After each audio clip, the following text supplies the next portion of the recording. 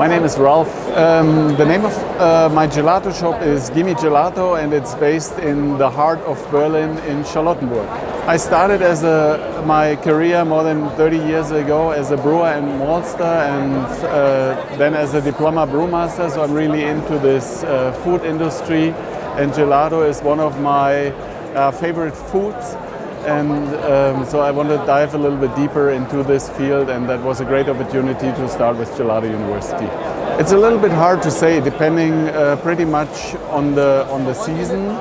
So in our shop we have a strong focus on, for example, nut flavors, because we do everything from scratch. So I really like Bavarian organic hazelnut or pistachio or macadamia, for example.